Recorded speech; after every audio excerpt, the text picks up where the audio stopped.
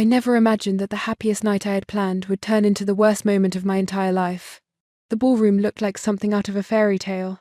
Crystal chandeliers hung from the ceiling, casting warm golden light across the room. White roses and orchids covered every table. The champagne fountain in the center sparkled under the lights, bubbles rising endlessly like tiny diamonds. I had spent 6 weeks planning every single detail of this party for Daniel's 31st birthday. 150 guests filled the space, his colleagues, our friends, family members, and important business contacts.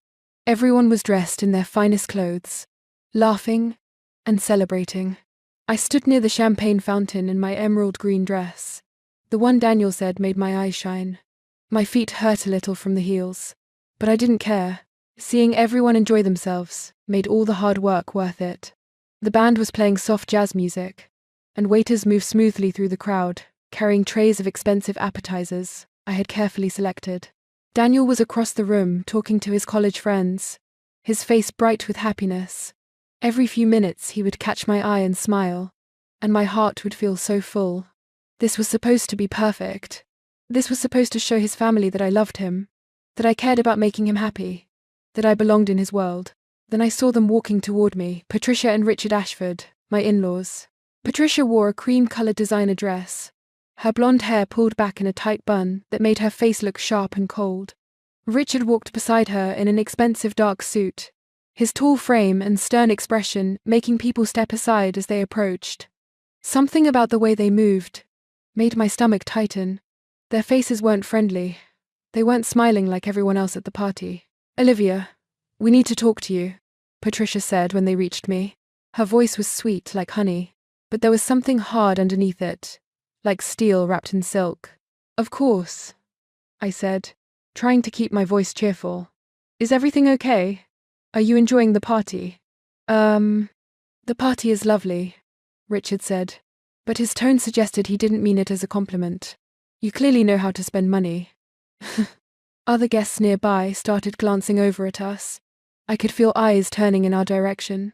"We've been patient long enough," Patricia said, louder now. More people stopped talking. The music seemed to fade into the background. "We need to discuss your apartment." My heart started beating faster. "My apartment? I don't understand." "The $10 million penthouse you bought," Richard said, his voice rising so others could definitely hear now. "The one you've been living in while your husband's parents struggle to make ends meet." Heat rushed to my face. People were definitely staring now, forming a loose circle around us. I could see curious faces, raised eyebrows, people leaning in to hear better. "That apartment is mine," I said quietly, trying to keep this private, even though they were clearly making it public. "I bought it with money I earned from my company, before Daniel and I even got married. Family shares everything," Patricia said, stepping closer to me. Her perfume was strong and made my nose itch. "You're part of this family now, Olivia. That means what's yours is ours. We need you to sign those papers and transfer the apartment to us." I couldn't believe what I was hearing. The room felt like it was spinning. I looked past them, searching for Daniel, but he was still across the room, completely unaware of what was happening. "I can't do that," I said, my voice shaking. "That's my home. I worked so hard for it. I started my business in a tiny dorm room, with nothing. I saved every dollar for years." "We don't care about your little rags to riches story," Richard interrupted, his face turning red. "You married into this family. You have responsibilities. We're getting older. We need somewhere proper to live. That apartment has 4 bedrooms. You and Daniel only need 1. But..." The circle of guests around us had grown larger. I could hear whispers starting, see people pulling out their phones. Someone was probably recording this. My chest felt tight, like I couldn't get enough air. "Please," I said, hating how my voice sounded like begging. "Can we talk about this privately? This is Daniel's birthday party. We shouldn't." "Don't tell us what we should or shouldn't do," Patricia snapped. Her sweet mask was completely gone now. Her face was twisted with anger. And something else. Something that looked like hatred. "You think you're so special because you made some money. You think that makes you better than us. You're nothing but a common girl who got lucky." The least you can do is take care of your husband's family. Tears started burning in my eyes. I blinked hard, trying to keep them from falling. Everyone was watching. Everyone could hear Patricia calling me common, hear her saying I was nothing. These were Daniel's colleagues, people I had to face at future events, friends who would remember this forever. "I'm sorry you're struggling," I said, my voice barely above a whisper. "I've offered to help in other ways. I paid for your vacation last Christmas. I bought you that car when yours broke down. But I can't give you my apartment. It's not right. Please try to understand." The slap came out of nowhere. Patricia's hand connected with my left cheek so hard that my head snapped to the side. The sound echoed through the ballroom like a gunshot, the sharp crack of skin hitting skin. For a second, everything went completely silent. Even the band stopped playing. The pain exploded across my face, hot and stinging, bringing instant tears to my eyes. I lifted my hand to my cheek, feeling the heat radiating from where she hit me. My skin was burning. I could already tell it would leave a mark.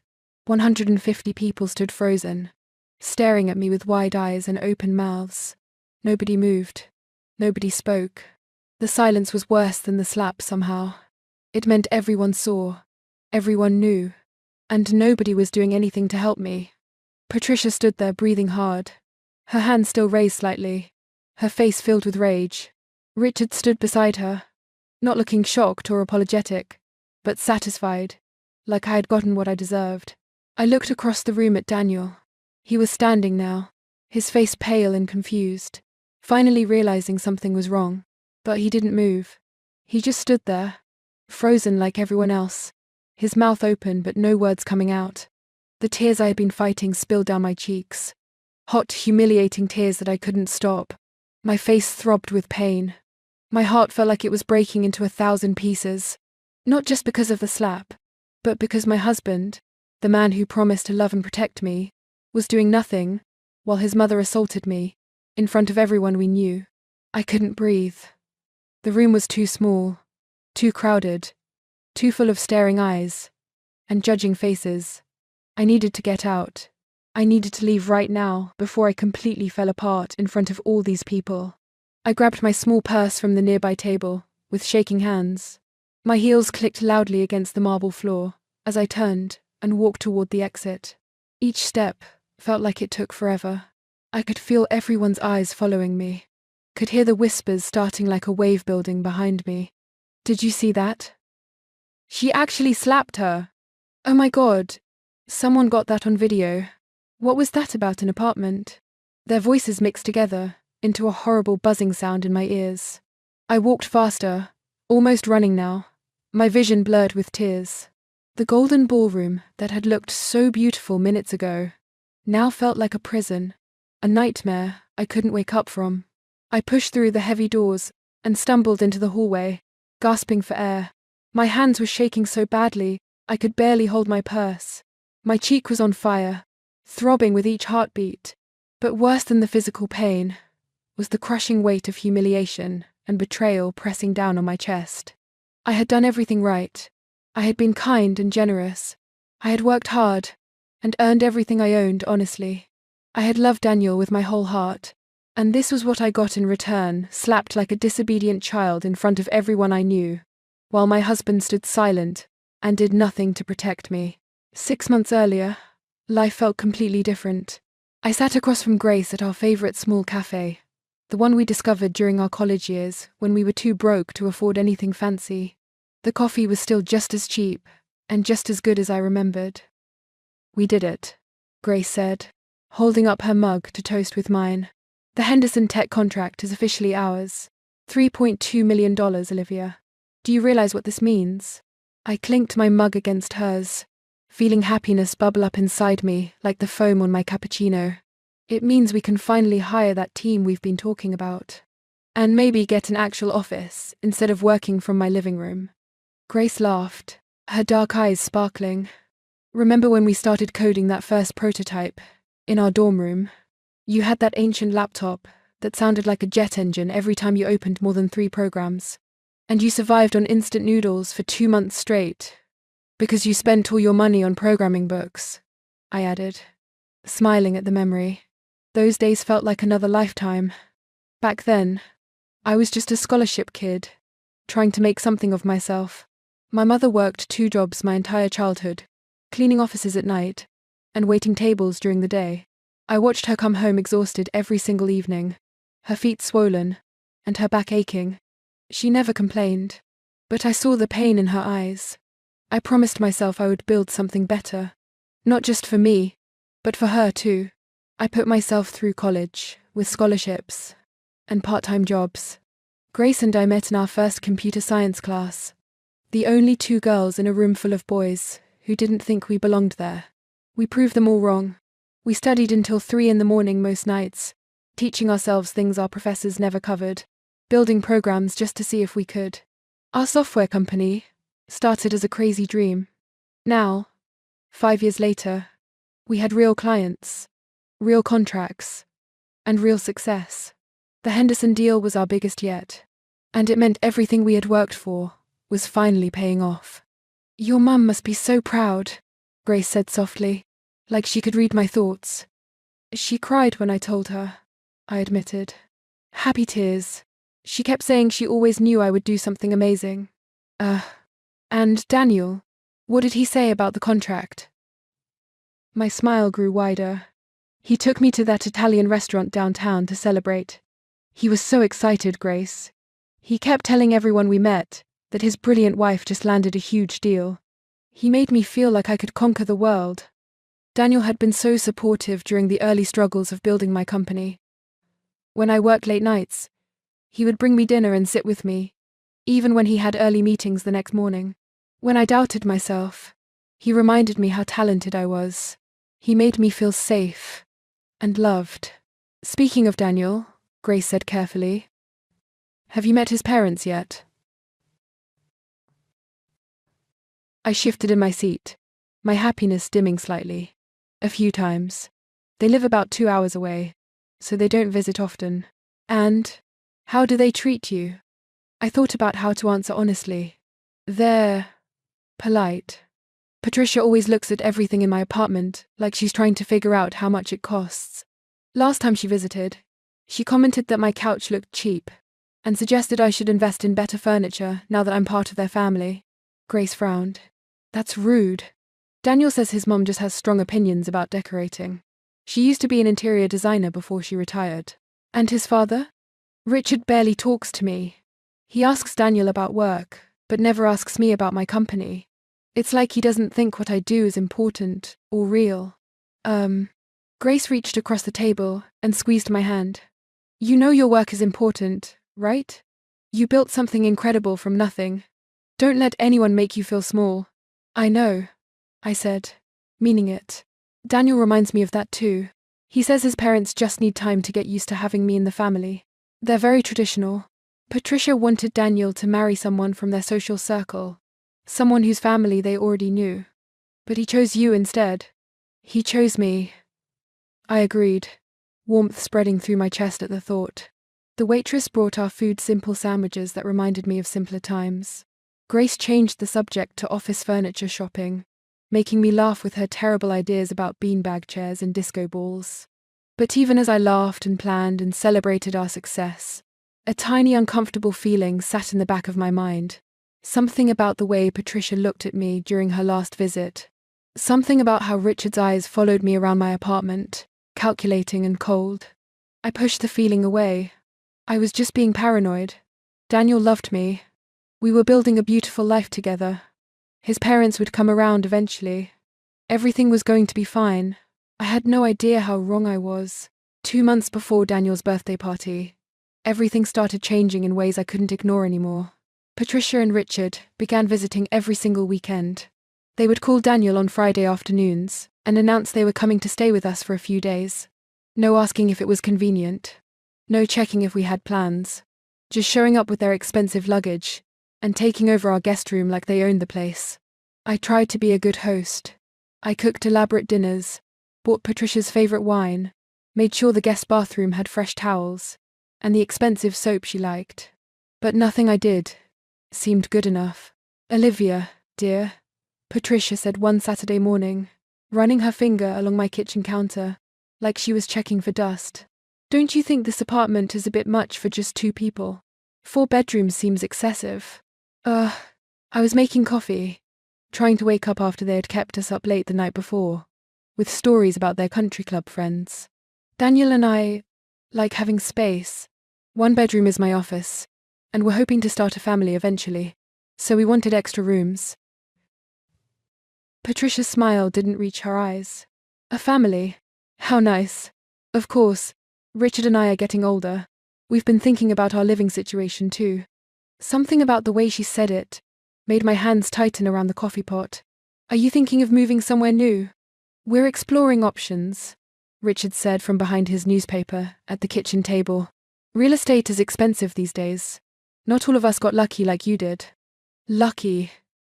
That word stung like a bee. I didn't get lucky. I worked myself nearly to exhaustion building my company. I earned every single dollar that bought this apartment. Maybe I could help you look at some properties, I offered, trying to be kind. I know a good real estate agent who helped me find this place. How generous, Patricia said in a tone that didn't sound grateful at all, though I'm sure anything in our price range would be far below the standards we're accustomed to. The visits got worse. 2 weeks later, Richard brought up his new business venture over dinner. He wanted to start another real estate development company, after his last one failed 3 years ago. I just need some initial investment capital, he explained, cutting into the expensive steak I had cooked. Maybe $200,000 to get things started. Once it takes off, the returns will be substantial. Daniel looked uncomfortable, pushing food around his plate. I felt trapped between wanting to help and knowing this was a bad idea. That's a lot of money, I said carefully. Have you put together a business plan? I'd be happy to look at the numbers and projections. Richard's face turned red. I've been in real estate for 30 years. I don't need a child who got lucky with some computer program telling me how to run a business. Dad, Daniel said quietly. But Richard kept going. Your generation thinks you know everything because you can type fast and use social media. Real business takes experience and connections, things you can't learn from YouTube videos. I felt my face burning with embarrassment and anger. I wasn't some kid who got lucky. I had a degree in computer science. I built complex software that major companies paid millions to use. But I swallowed my pride and changed the subject. Patricia started making comments about my clothes, my hair, my choice of friends. She would look at Grace with barely hidden disgust when she stopped by, whispering to Daniel that I should surround myself with more sophisticated people now that I was in Ashford. The worst part was watching Daniel shrink smaller and smaller with each visit. He stopped defending me. When his mother made cutting remarks, he would find excuses to leave the room. When his father demanded things, Daniel would just nod and change the subject later. One night, after his parents finally left, I found Daniel sitting on our bedroom floor, with his head in his hands. I'm sorry, he whispered. They're just stressed about money. Once Dad's business gets going, they'll be easier to deal with. Daniel, I don't think we should invest in your father's company. His last 3 businesses failed. I worked too hard for this money to... So it's your money now? Daniel looked up at me with hurt in his eyes. I thought we were partners. I thought marriage meant sharing everything. We do share everything, I said, feeling confused and frustrated. But $200,000 for a risky investment is different than regular expenses. This is my company, my life's work. Your company, your money, your apartment, Daniel said bitterly. Maybe my parents are right. Maybe you did trap me. His words felt like a slap. I stood there, staring at the man I loved, wondering when he had started sounding exactly like his parents.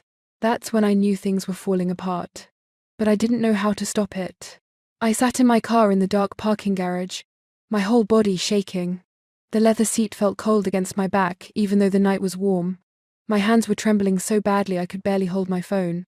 The parking garage was quiet, except for the hum of fluorescent lights above me, and the distant sound of cars passing on the street outside. I could still hear the party music faintly through the concrete walls. Still picture all those faces staring at me. Still feel the burning pain on my cheek where Patricia's hand had connected. My phone kept buzzing. Text messages lighting up the screen one after another. Daniel, Where are you? Daniel. Olivia.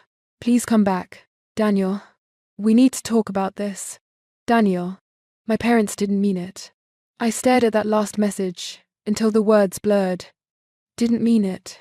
She slapped me in front of 150 people, and he thought she didn't mean it. More messages came from numbers I recognized. Guests from the party. Some were kind, asking if I was okay. Others were probably just looking for gossip to spread around tomorrow. I ignored all of them. My reflection stared back at me from the rearview mirror. My makeup was ruined, black mascara streaks running down both cheeks. My left cheek was bright red, already starting to swell slightly. My carefully styled hair had come loose from its pins. I looked like a completely different person from the confident woman who had walked into that ballroom 3 hours ago. I touched my cheek gently and winced. The pain was still sharp and hot, but the pain in my chest was worse. The crushing feeling of betrayal, of humiliation, of realizing that the man I married would stand silent while his mother attacked me. My finger hovered over Daniel's name in my contacts. Part of me wanted to call him, wanted to hear him say he was sorry, that he would fix this, that he would choose me over them. But I knew he wouldn't. He had already made his choice by doing nothing. Instead, I scrolled through my contacts until I found a different name. Robert Montgomery. I stared at it for a long moment, my thumb shaking over the call button. Robert had been my mentor since I was 21 years old. I met him at a tech conference, where I had somehow talked my way into attending, even though I couldn't afford the ticket. I was volunteering at the registration desk, just to be in the building, to listen to the speakers, to learn anything I could. Robert gave a keynote speech about innovation and taking risks that changed my entire life. After his speech, I gathered all my courage and approached him. I told him about my ideas, about the software I was building in my dorm room, about my dreams of starting my own company. Most successful people would have brushed off a broke college kid. But Robert listened, really listened. He saw something in me that day. He became more than a mentor. He invested in my first real office space. He introduced me to clients who took chances on my young company. He gave me advice when I wanted to quit. He celebrated my successes like a proud father. When my actual father had never been in my life, Robert filled that empty space, without ever making me feel like I owed him anything. I pressed the call button before I could change my mind. The phone rang once, twice. Then his familiar deep voice answered. Olivia? What's wrong? Just hearing his concern made the tears come faster. I tried to speak, but only a sob came out. Olivia, talk to me. Are you hurt? Where are you? I'm okay, I managed to say, though my voice sounded broken and small. I mean, I'm not okay, but I'm safe. I'm in my car. Tell me what happened. The words poured out of me, like water from a broken dam. I told him everything. About Patricia and Richard, demanding my apartment. About their months of pressure and cruel comments. About the slap that echoed through the ballroom. About Daniel standing frozen, doing absolutely nothing to protect me. About running out in front of everyone while they all watched and whispered. The silence on the other end of the phone was heavy and dangerous. When Robert finally spoke, his voice was colder than I had ever heard it. Stay where you are. Don't go back inside. I'm handling this. Robert, I don't want to cause trouble. Trouble? His laugh was harsh and angry. They cause trouble the moment they put their hands on you. You've been nothing but gracious to those people, Olivia. You've tried to help them. You've been patient and kind, and they humiliated you publicly, assaulted you in front of witnesses. This ends tonight. What are you going to do? What I should have done months ago, when you first told me they were pressuring you. I'm going to make sure they understand exactly who they decided to mess with. My heart was pounding. Robert, I'll be there in 30 minutes. Stay in your car. Lock the doors. And Olivia? Yes? You did nothing wrong. Do you understand me? Nothing. What happened tonight is not your fault. The line went dead. I sat in the darkness holding my phone, feeling something I hadn't felt in months. Someone finally had my back. Someone was finally going to stand up for me. And somehow, that made me cry even harder. 30 minutes passed like hours in that dark parking garage. I sat in my car, watching the clock on my dashboard tick forward.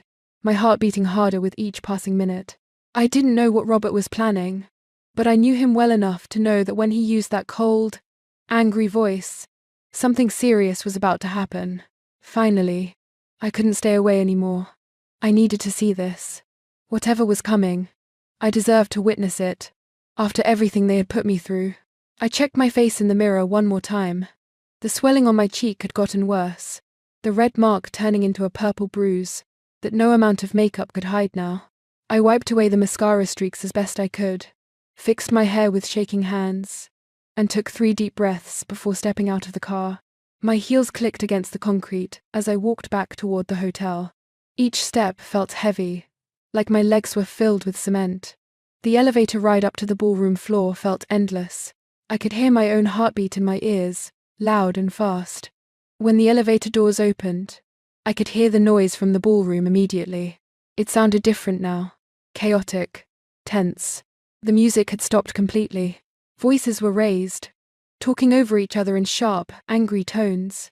I walked slowly down the hallway and stopped just outside the ballroom doors, staying hidden, where I could see inside, but most people wouldn't notice me. The scene inside had changed completely from the elegant party I had planned. At least 40 guests had left, leaving empty tables and half-finished champagne glasses scattered around. The remaining guests had formed tight clusters, some standing on chairs to see better. All of them focused on the center of the room where Patricia and Richard stood. They weren't cowering or apologizing. Instead, they were holding court, like royalty, surrounded by a small group of their friends and supporters. Patricia's voice carried across the room, loud and dramatic. "We only asked for what any reasonable family would expect," she was saying, her hand pressed against her chest like she was the victim. "We've struggled financially, while she lives in luxury. Is it so wrong for parents to ask their daughter-in-law to help family, to share what she has?" Several older guests were nodding along, murmuring agreement. Richard stood beside her, looking stern and righteous, his arms crossed over his chest. "She's poisoned our son against us," Richard added, his voice booming. "Daniel used to be close with his family. Now he barely calls us. She's driven a wedge between us, with her selfishness and greed."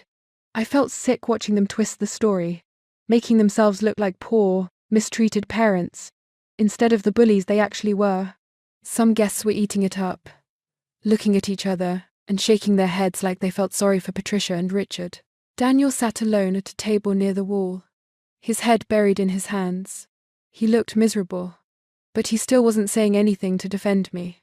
Thomas, Daniel's younger brother, stood a few feet away from their parents, his face red with anger. "That's not true, and you know it," Thomas said loudly, cutting through Patricia's dramatic performance. "I was here. I saw what happened. You demanded her apartment, and when she said no, Mom slapped her. In front of everyone. You can't just rewrite reality because you don't like how it makes you look." "Stay out of this, Thomas," Richard snapped. "This is between us and Olivia." "No, it's between you and basic human decency," Thomas shot back. "You've been harassing her for months. I've watched you pressure her, insult her, demand her money. She's been nothing but kind to you, and this is how you repay her?" Before Richard could respond, the massive ballroom doors suddenly swung open, with a loud bang that made everyone jump. The heavy wooden doors slammed against the walls, and the entire room fell completely silent. A man walked through those doors, like he owned not just the room, but the entire building. Robert Montgomery. Tall, distinguished, wearing a perfectly tailored charcoal suit that probably cost more than most people's cars. His silver hair was neat, his posture straight and commanding. 2 people in sharp business attire followed behind him, each carrying expensive leather folders. I watched from my hidden spot as recognition rippled through the crowd like a wave. Gasps echoed around the room. Several people pulled out their phones immediately. Everyone knew who Robert Montgomery was. His face had been on the cover of business magazines. He gave speeches at technology conferences around the world. He was worth billions, and he had just walked into Daniel's birthday party. Patricia's confident smile flickered like a candle in the wind. The color drained from Richard's face, leaving him pale and suddenly much older looking. The friends who had been supporting them seconds ago took small steps backward, suddenly not wanting to be associated with whatever was about to happen. Robert's eyes scanned the ballroom slowly, taking in every detail: the scattered guests, the abandoned champagne glasses, Daniel sitting alone looking guilty, Thomas standing apart from his parents. And finally, his gaze locked onto Patricia and Richard, like a predator spotting prey. When he spoke, his voice was quiet, but it carried absolute authority that made the entire room lean forward to hear. "We need to talk. Now." Robert walked to the center of the ballroom, his footsteps echoing in the complete silence. The two people with him positioned themselves on either side, their folders held professionally against their chests. Everyone watched him like he was a king entering his throne room. He didn't rush. He took his time, letting the tension build, until the air felt thick with it. When he finally stopped walking, he stood perfectly still, his eyes moving from Patricia to Richard and back again. "My name is Robert Montgomery," he began, though everyone already knew who he was. "Some of you might recognize me from the technology industry. What you might not know is that I've been Olivia Chen's mentor since she was 21 years old." Whispers erupted around the room. Guests looked at each other with wide eyes. This connection was news to most of them. "I met Olivia at a conference, when she was still in college," Robert continued, his voice steady and clear. "She was volunteering at the registration desk, because she couldn't afford a ticket. But she had something most people never have: a brilliant mind, incredible work ethic, and the kind of determination that builds empires. I've watched her grow from a scared kid with big dreams into one of the most talented entrepreneurs I've ever worked with." Patricia tried to interrupt. "Mr. Montgomery, I'm sure you mean well, but this is a family matter." "Be quiet," Robert said simply, and Patricia's mouth snapped shut, like someone had pulled a string. I'm not finished." The room somehow got even quieter. You could have heard a pin drop on the carpet. "I've been hearing about your treatment of Olivia for months now," Robert said, looking directly at Patricia and Richard. "The constant pressure, the demands for money, the insults about her background, the harassment every single weekend. She told me bits and pieces, but she was too kind, too hopeful, that you would eventually accept her. She kept making excuses for you." Richard's face was turning red, but he didn't speak. He looked like a balloon, slowly filling with air, ready to pop. "Tonight, you crossed a line that can't be uncrossed," Robert continued. "You publicly demanded that Olivia hand over property she purchased with money she earned through years of hard work. And when she rightfully refused, you assaulted her in front of 150 witnesses." He paused, letting those words sink in. Several guests had their phones out now, definitely recording everything. "Assault is a crime," Robert said quietly. "A very serious crime, especially when committed in front of this many witnesses." Patricia let out a nervous laugh that sounded fake and desperate. "It was just a family disagreement, a little slap. Surely, we don't need to be so dramatic about a little slap." Thomas stepped forward, his voice shaking with anger. "You hit her so hard the sound echoed through this entire room. Her face is bruised. Everyone here saw it. Don't try to minimize what you did." One of the people standing with Robert stepped forward and opened their leather folder. "I'm Jennifer Walsh, attorney at law. I've been documenting everything on Mr. Montgomery's instructions, including tonight's assault. We have witness statements, video footage from multiple phones, and photographic evidence of Mrs. Ashford's injury. We're prepared to press criminal charges unless certain conditions are met." Patricia's confident mask cracked completely. Her face went pale. Her hands started shaking. Richard opened his mouth to speak, but nothing came out. "But let's talk about the real reason you targeted Olivia," Robert said, and something in his voice made my stomach drop even from where I was watching. "You're not just struggling financially. You're drowning." He nodded to the second person with him, a man in glasses who opened his folder and pulled out several documents.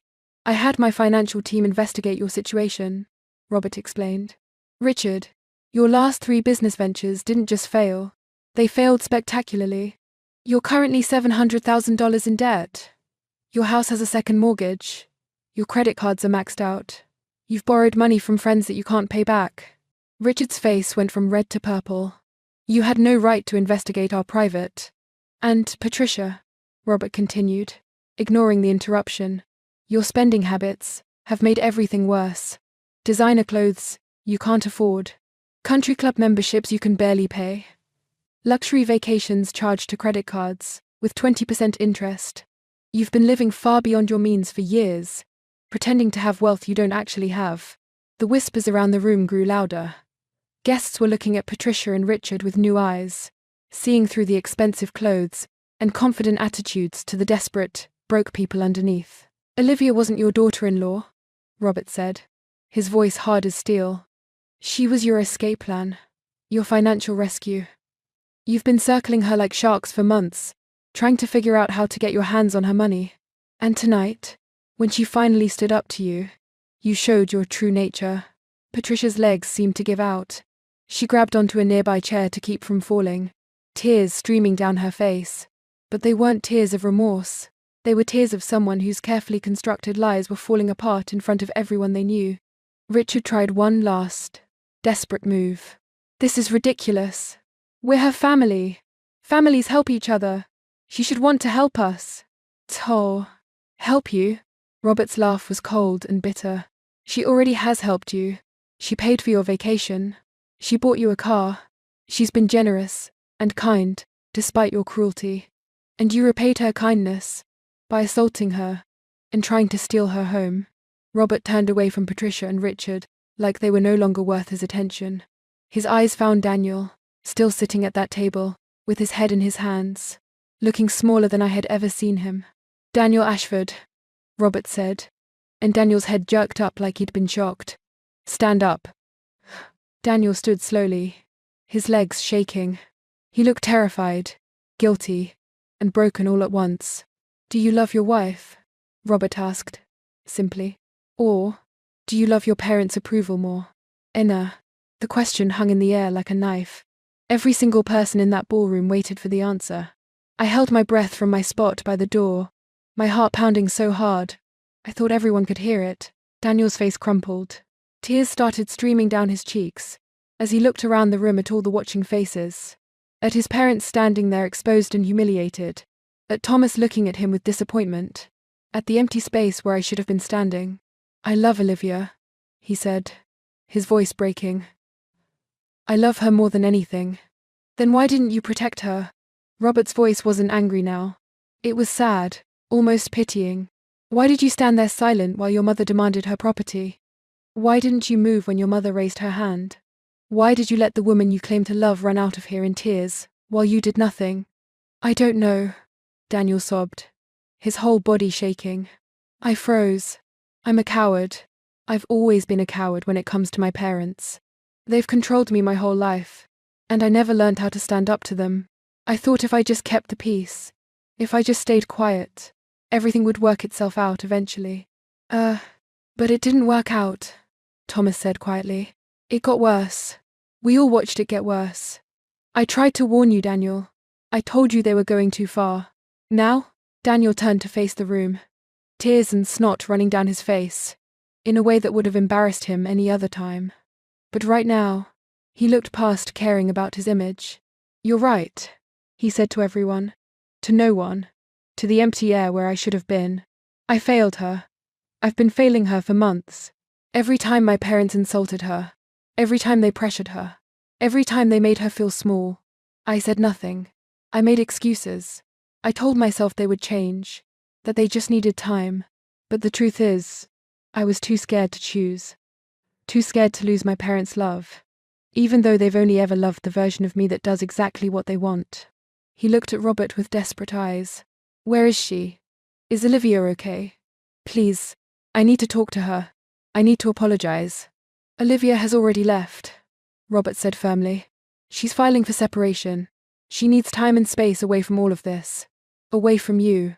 To decide what she wants for her future. The word separation hit Daniel like a physical blow. He staggered backward, catching himself on the table.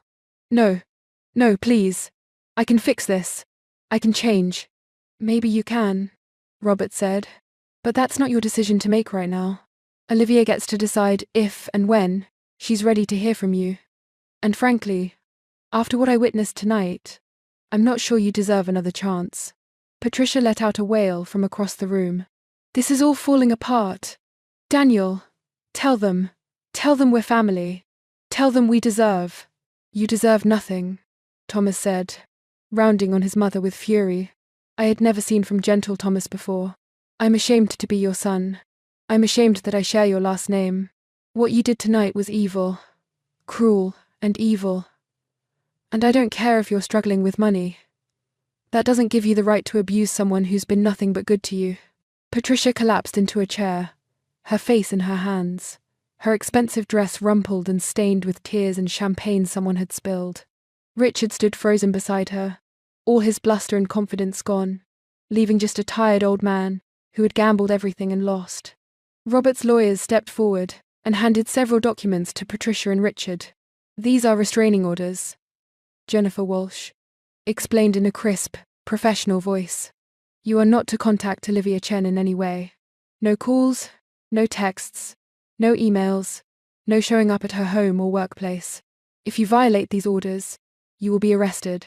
Additionally, Mrs. Ashford, if you don't sign these documents agreeing to these terms, we will be pressing criminal charges for assault. The choice is yours. 222. Patricia's hands shook as she took the pen and signed her name, her signature nothing like the elegant loops she usually made. Richard signed too, his face grey and defeated. The party was completely over now. Guests began filing out quietly, many of them looking back at the scene, like they couldn't believe what they had just witnessed. Tomorrow, this would be all over social media. Everyone would know what happened. Patricia and Richard's reputation was destroyed. Robert turned and walked toward the door where I was hiding. He must have known I was there the whole time. When he reached me, he put a gentle hand on my shoulder. Let's go home, he said softly. 3 days later, I sat in a quiet cafe, across from Daniel. Robert and Grace both insisted on coming with me, sitting at a table nearby, close enough to intervene if needed, but far enough to give us privacy. Daniel looked terrible. His eyes were red and swollen from crying. He hadn't shaved. His clothes were wrinkled. He looked like he hadn't slept since the party. Thank you for meeting me, he said quietly. I touched my cheek where the bruise had faded, from purple to yellow. I'm only here because Robert convinced me you deserved a chance to speak. But I'm not making any promises, Daniel. I know. He took a shaky breath. I'm not here to ask you to come back. I'm not here to ask you to forgive me. I'm here to tell you that you were right about everything. My parents are toxic. I've been a coward. And I failed you when you needed me most. I said nothing, just waited. I've moved out of our apartment, Daniel continued. I'm staying with Thomas. I've started therapy. I'm working on understanding why I let my parents control me for so long, why I couldn't stand up for the woman I love. I don't know if I can change, but I'm going to try. That's good, I said carefully. You should do that for yourself, not for me. I know. His voice cracked. Olivia, I don't expect you to take me back. I don't expect you to trust me. But I need you to know that losing you made me realize what a coward I've been my whole life. And whether we stay married or get divorced, I'm going to become someone better. Someone who would have defended you. Someone worthy of the love you gave me. Tears burned in my eyes, but I didn't let them fall. I hope you do become that person, Daniel. I really do. But right now, I need time to heal. I need space to remember who I am, without your parents' voices in my head telling me I'm not good enough. You're more than good enough, Daniel whispered. You're extraordinary, and I'm sorry I ever made you doubt that. We sat in silence for a moment. There was nothing left to say. Maybe someday we would find our way back to each other. Maybe Daniel would do the work and become the partner I needed. Or maybe this was the end of our story. Either way, I knew I would be okay. 2 weeks after the party, I stood in my apartment, looking out at the city lights. The apartment Patricia had demanded. The home I had bought, with my own hard work and determination. It felt peaceful now, like the weight that had been pressing down on me for months had finally lifted. My phone buzzed with a text from Robert. Dinner this weekend? Want to celebrate your new contract with Anderson Industries? My dinner. One. Dinner. One. Dinner. One. I smiled and typed back. Yes. Thank you for everything. Proud of you, he responded immediately. Grace appeared from the kitchen carrying 2 mugs of tea. Anderson Industries, huh? That's huge, Olivia. It is, I agreed, taking the mug from her. Things are really looking up for the company. And for you, Grace added, settling onto the couch beside me.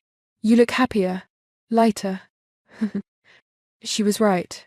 I did feel lighter. The bruise on my face had healed completely. The pain in my chest had faded to a dull ache that grew smaller each day.